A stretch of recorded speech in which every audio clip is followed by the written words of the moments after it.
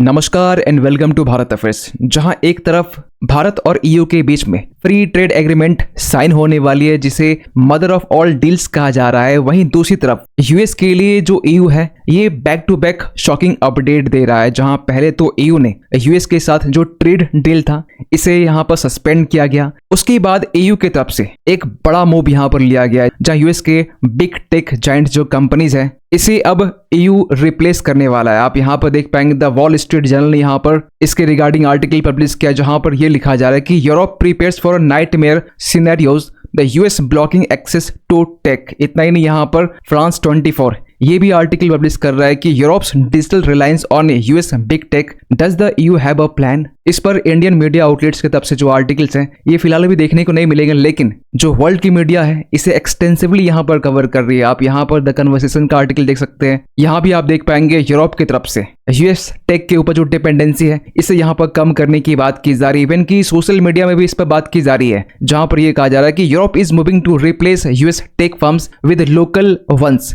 अब ये local once जो है एक्चुअली यहाँ पर ईयू बात कर रहा है यूरो स्टेक के बारे में, जिसके जरिए ईयू यूएस के ऊपर में जो रिलायंस है वो कट करना चाहता है, क्योंकि आज के टाइम में जो ईयू है ये 70 से लेकर 80% जो टेक डिपेंडेंसी है ये यूएस टेक जायंट्स कंपनीज के ऊपर में रखता है, चाहे अमेजोन का AWS हो या माइक्रोसॉफ्ट का अज्योर हो या फिर गूगल का क्लाउड हो। लेकिन ईयू ने फाइनली अब ये डिसाइड कर लिया कि ईयू अपने ओरिजिनल आइडिया यूरो स्टेक को अब यहाँ पर प्रमोट करने वाली है। अब यहाँ पर ये किस तरीके से होने वाला है, कैसे ये यूएस के लिए एक शॉकिंग अपडेट है और ये भारत के लिए कैसे ये अपॉर्चुनिटी बन सकता है, इन तमाम चीजों को लेकर हम लोग इस वीडियो में डिटेल से बात करने वाले। लेकिन बात करते शुरुआत से। एक्चुअली हुआ ये कि 19 जनवरी के दिन में यूरोपियन पार्लियामेंट में एक पॉलिटिकल रेजोल्यूशन लाया जाता है जिसका बेसिकली पर्पस ये होता है कि यूरोप के जो डिपेंडेंस है ऑन नॉन ईयू टेक्नोलॉजी के ऊपर में, स्पेशली यहाँ पर यूएस टेक जायंट्स की बात की जा रही है जिसमें अमेजोन से लेकर जो माइक्रोसॉफ्ट है, गूगल है, इनके ऊपर जो डिपेंडेंसी है वो यहाँ पर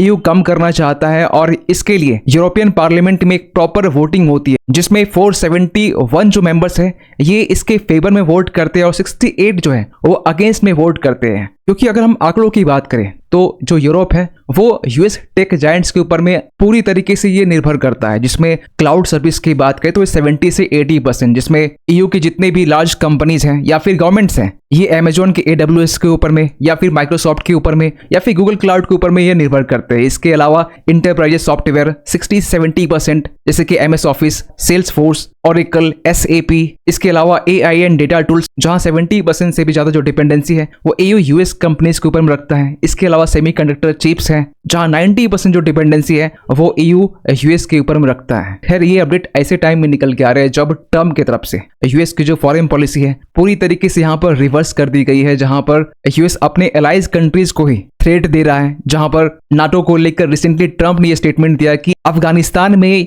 यूएस के फोर्सेस यहां पर फ्रंट लाइन में थे और बाकी जो नाटो के फोर्सेस थे ये बैक फ्रंट में थे। इसके अलावा ट्रम्प अमेरिकन फर्स्ट पॉलिसीज को यहां पर लेकर चल रहे हैं, प्रोटेक्शनिस्ट पॉलिसीज को यहां पर प्रमोट की जा रही है, ट्रेड को लेकर यहां पर एक टेंशन देखने को मिल रहा है जहां पर ईयू की तरफ से भी रिस्पॉन्स करते हुए यूएस के जो ट्रेड डील है इसे यहां पर सस्पेंड कर दिया गया है। वहीं पर भारत के साथ में जो फ्री ट्रेड एग्रीमेंट है ये आज ही के दिन में साइन होने वाली है 27 जनवरी के दिन में। और ईयू को इस बात का भी डर है कि जो ट्रम्प है वो टेक सैंक्शंस को एज ए वेपन्स की तरह यूज कर सकते हैं, क्योंकि इसके पहले भी यूएस की तरफ से रशिया के ऊपर में मल्टीपल सैंक्शंस लगाए गए हैं, ईरान के टेक्नोलॉजी को भी यूएस ने टारगेट किया है। लेकिन रशिया और चाइना जैसे जो देश हैं इनके पास में एक लंबे टाइम से ऑल्टरनेटिव है। चाइना ने इसके पीछे शुरुआत से काम किया है। इवन कि इसको लेकर भारत में ही बातें की जाती है कि अगर यूएस गूगल को, ChatGPT, इंस्टाग्राम, फेसबुक इन सबको ब्लॉक कर देता है तो हमारे पास में ऑल्टरनेटिव क्या होने वाले हैं, प्लान बी यहाँ पर क्या रहने वाला है। वैसे आज के टाइम में श्रीधर वेम्बो जी की तरफ से जोहो को लेकर काफी काम किया जा रहा है। हमने भी इस पर काफी वीडियोस बनाए हैं जहां पर व्हाट्सएप का जो अल्टरनेटिव है अताई बनाया गया है।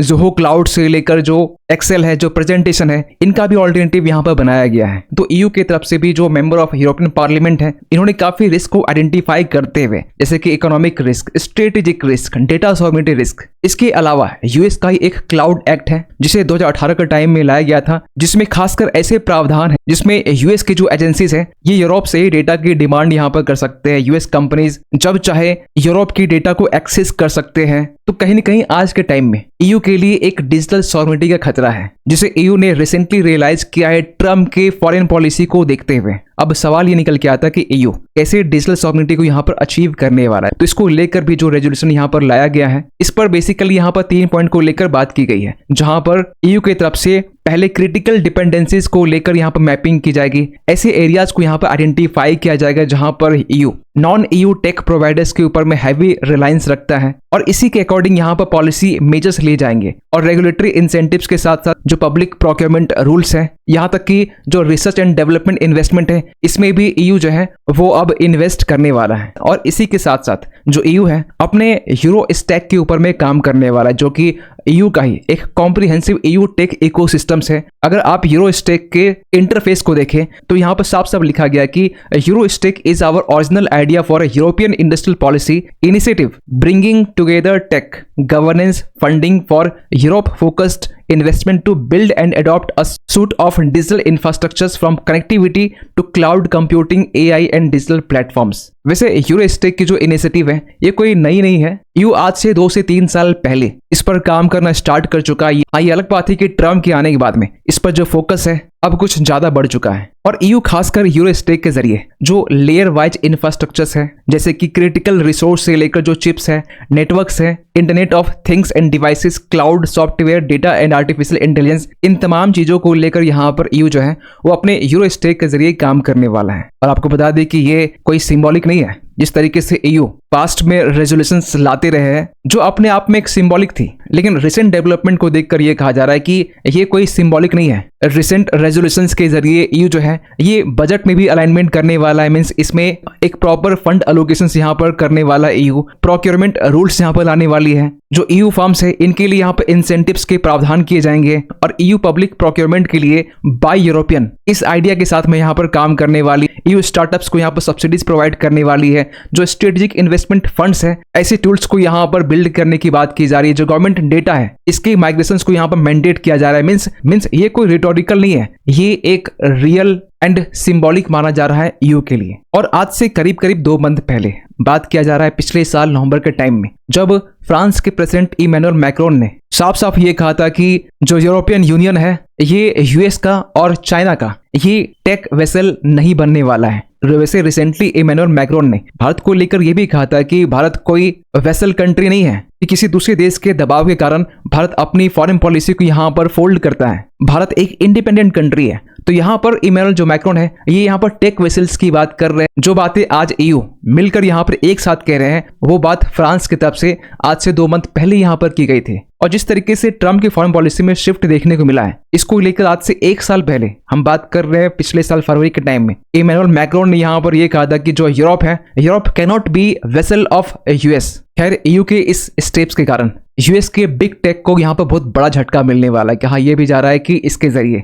जो गवर्नमेंट एंड डिफेंस कॉन्ट्रैक्ट्स हैं ये यहाँ पर यूएस लूज कर सकता है, जिसके कारण यूएस के जो एजेंसीज हैं, जो बिग टेक जाइंट कंपनीज हैं, ये ईयू के जो सेंसिटिव डेटा मार्केट्स हैं इनका एक्सेस नहीं कर पाएंगे, या फिर एक्सेस यहाँ पर कम हो सकता है। और लॉन्ग टर्म की बात करें तो यहाँ पर यूएस के लिए जो मार्केट शेयर है ये इरोड हो सकता है। लेकिन इन सब का जो फायदा है ये इंडिया को मिल सकता है, क्योंकि भारत और ईयू आज के टाइम में दोनों के लिए जो क्लाउड एक्ट है दोनों के लिए सेम कंसर्न रखता है। जो डेटा सॉवरेनिटी गोल्स है ये दोनों के लिए कहीं कॉमन है। एआई गवर्नेंस प्रायोरिटी दोनों के लिए यहाँ पर कॉमन है। और जहां एक तरफ भारत और ईयू के बीच में एक मेगा ट्रेड पैक्ट यहाँ पर साइन हो सकता है आज के दिन में, जो कहीं न कहीं ट्रम्प के लिए एक बेस्ट रिप्लाई माना जा रहा है। जहां पर यूएस और भारत के बीच में एक लंबे टाइम से ट्रेड नेगोशिएशन चल रहे हैं, लेकिन अब तक इसे कंक्लूड नहीं किया गया है। और इसी बीच में भारत के तरफ से ओमान के साथ में, न्यूजीलैंड के साथ में, ऑस्ट्रेलिया के साथ में, यूके के साथ में फ्री ट्रेड एग्रीमेंट को यहाँ पर साइन किया गया है। तो ईयू की तरफ से ये जो पॉलिटिकल रेजोल्यूशन है ये कहीं न कहीं भारत के लिए अपॉर्चुनिटीज है, क्योंकि इसके जरिए भारत और ईयू जो है दोनों के बीच में एक टेक एलियंस देखने को मिल सकता है। जॉइंट एआई मॉडल्स यहाँ पर फ्यूचर में बिल्ड किए जा सकते हैं। ऑल्टरनेटिव क्लाउड सिस्टम्स के ऊपर में काम किया जा सकता है। जो यूएस की मोनोपोली है इसे भी यहाँ पर कम कर सकते हैं भारत और ईयू मिलकर। मींस यूरोस्टेक जो है वो इनडायरेक्टली कहीं के इंडिया की स्ट्रेटेजिक स्पेस को स्ट्रेंथन करते हैं। और जब से भारत और ईयू के बीच में फ्री ट्रेड एग्रीमेंट को लेकर लेकर बात की जा रही है। उसके बाद से ऐसे आर्टिकल पब्लिश हो रहे हैं जहां पर यह कहा जा रहा है कि हम्बल्ड एंड प्रैग्मेटिक जो यूरोप है ये भारत के लिए एक ग्रेट स्ट्रेटेजिक पार्टनर आगे आने वाले टाइम में बन सकते हैं। खैर, अब देखने वाली बात यहाँ पर यह है कि ईयू के इस मूव के कारण यूएस और ईयू टाइज के बीच में कौन सा मोड़ हमें देखने को मिलता है। क्या यहाँ पर ट्रम्प की तरफ से ईयू के ऊपर में कुछ 100-200 के आसपास में जो टैरिफ है क्या ये इंपोज किए जा सकते हैं, जिस तरीके से आपने कनाडा के केस में देखा होगा, जिस तरीके से आपने फ्रांस के केस में देखा होगा। खैर, आप क्या सोचते हैं पूरे अपडेट को लेकर कमेंट कीजिएगा। मिलते किसी अगली वीडियो में, तब तक के लिए थैंक यू सो मच।